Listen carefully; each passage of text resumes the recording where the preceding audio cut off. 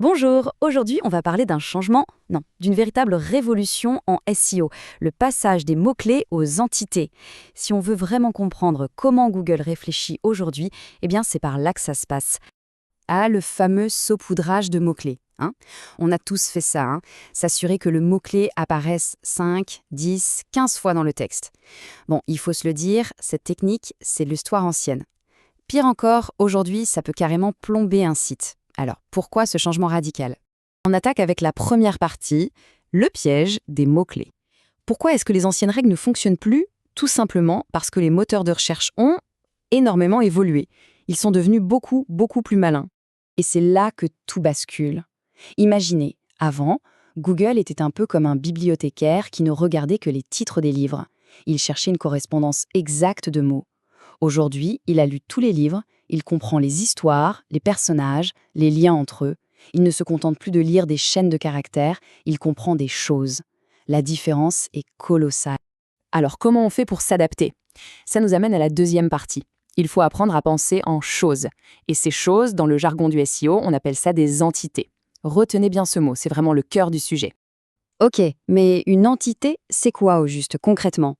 Eh bien, c'est un concept unique, bien défini, sans ambiguïté.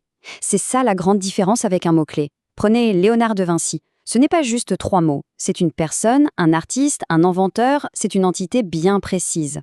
L'exemple d'orange est parfait pour ça.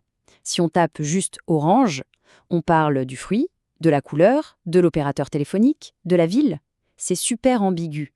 Mais si la page parle aussi de 5G, de forfait mobile et de fibre optique, là, pour Google, il n'y a plus aucun doute. L'entité, c'est l'entreprise. Le contexte a levé toute l'ambiguïté. Et là où ça devient vraiment fascinant, c'est que Google ne stocke pas ces informations n'importe comment. Il connecte toutes ces entités entre elles dans une base de connaissances gigantesque, le fameux Knowledge Graph. C'est littéralement son cerveau. Il ne sait pas juste ce qu'est la Joconde et qui est Léonard de Vinci. Non, il sait que l'entité Léonard de Vinci est l'auteur de l'entité Joconde. Il comprend les relations. Attention, tout ça n'est pas arrivé par magie en une nuit. C'est le résultat d'une longue évolution de plus de 10 ans de mise à jour majeure de l'algorithme. De Hummingbird en 2013, qui a commencé à décrypter l'intention, jusqu'à même, plus récemment, chaque étape a rendu Google un peu plus humain dans sa compréhension du langage. Bon, la théorie, c'est bien beau, mais concrètement, ça donne quoi? Passons à une étude de cas pour voir la puissance de cette approche en action. C'est là que ça devient vraiment parlant. Le point de départ, c'est un cas d'école. Un site de nutrition sportive a une page sur l'isolat de whey. La page est bien faite, optimisée pour le mot-clé, mais elle reste désespérément bloquée en position 9. C'est le genre de situation ultra frustrante que beaucoup connaissent. Et c'est là qu'intervient le changement de mentalité. La personne en charge s'est dit « Stop, j'arrête de courir après ce mot-clé ». À la place, elle a commencé à cartographier l'entité, c'est-à-dire à se poser les bonnes questions. Pour Google, qu'est-ce que c'est vraiment l'isolat de whey? Quels sont tous les concepts qui gravitent autour? Et la solution, du coup, ça n'a pas été de bourrer la page du mot-clé isolat de whey. Pas du tout. Au contraire, il a fallu ajouter de la profondeur, expliquer des entités liées, comme le processus de microfiltration à froid, parler des BCAA, de la biodisponibilité, de la synthèse protéique. Bref, il a fallu démontrer une véritable expertise sur le sujet, pas juste sur le mot-clé. Le résultat, il est spectaculaire. En 3 semaines, la page est passée de la 9e à la 2e place. Et le plus fou dans tout ça, c'est que ça s'est fait sans un seul nouveau lien externe, sans backlink. Le gain est venu à 100% de la richesse sémantique du contenu. Uniquement. Ok, c'est super, mais comment on met ça en place concrètement? On passe maintenant à la partie pratique, la boîte à outils du SEO sémantique. Une feuille de route simple en 3 étapes pour commencer à appliquer cette stratégie dès aujourd'hui. Première étape, on arrête de chercher que des mots-clés, on recherche des entités, des concepts clés. Deuxième étape, on structure le contenu en clusters thématiques.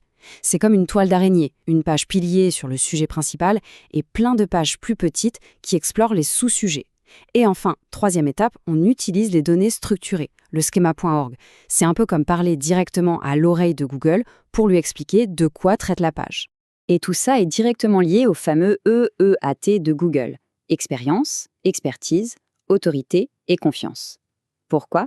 Parce qu'en travaillant comme ça, l'auteur devient une entité auteur, un expert reconnu. Le site web devient une entité marque, une référence de confiance. Et quand Google identifiait ces entités de confiance, il accorde beaucoup plus de poids à leur contenu. Forcément, si la stratégie change, les indicateurs de succès doivent changer aussi. On entre dans la section sur les nouvelles mesures du succès. L'idée n'est plus de se dire « je suis premier sur tel mot-clé », non, la vision est beaucoup plus globale. Ce tableau, il résume tout. Regardez, avant, on se focalisait sur le volume de mots-clés. Maintenant, c'est l'intention de l'utilisateur et la couverture du sujet. Avant, on créait des pages isolées. Maintenant, on construit des clusters thématiques. On ne regarde plus la densité de mots-clés, mais la richesse sémantique. Ce n'est plus juste un changement de tactique, c'est un vrai changement de philosophie. Alors, qu'est-ce qu'on suit maintenant sur son tableau de bord? Eh bien, la visibilité sur des thématiques entières. Est-ce que la marque apparaît dans le Knowledge Panel de Google? Le nombre de rich snippets ou de position zéro qu'on obtient? Et aussi les performances dans Google Discover, qui est un canal qui carbure presque exclusivement aux entités. Pour finir, on peut se poser une question fondamentale. Est-ce qu'on construit des pages web ou est-ce qu'on construit de la connaissance? Le SEO, basé sur les entités, c'est vraiment ça. C'est arrêter de penser en page web optimisée pour un robot et commencer à se voir comme des bâtisseurs de savoir, des sources d'informations fiables et complètes. Et ça change tout.